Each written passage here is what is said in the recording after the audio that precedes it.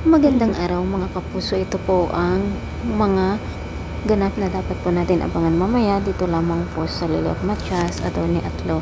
Ang akala ni Ira ay nagtagumpay siya dito sa pinangsabotahin niya sa mga files ni Lilet, ngunit sobrang nagulat siya nang na-impress pa ang kanyang ina na si Meredith dahil nga sa galing ni Lilet at ang lahat nga ng tao ay na-impress dito sa kay Lilet. At dahil nga sa pangyayaring iyon, binigyan na naman ni Meredith si Lilet ng napakaraming assignment.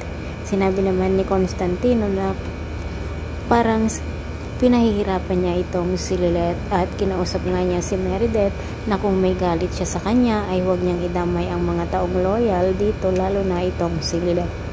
Ngunit sinagot naman ni Meredith na hindi niya pinapahirapan si Lilet, bagkus ay ginagawa lamang niya ang tungkulin niya bilang principal in charge ng law firm.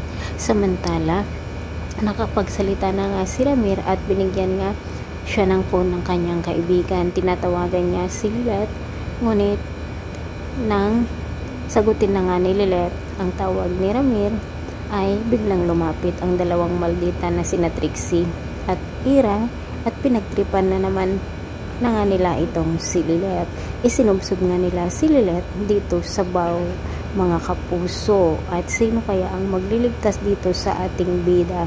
Palaban na nga rin po ang ating bida, ngunit dahil nga ang dalawa niyang kapatid ang nagawa ito sa kanya ay hindi na siya nakaligtas. At kapag malaman nga ni Meredith na anak niya pala itong si Lilet, siguradong pagsisisihan niya ang lahat ng kanyang ginagawa dito.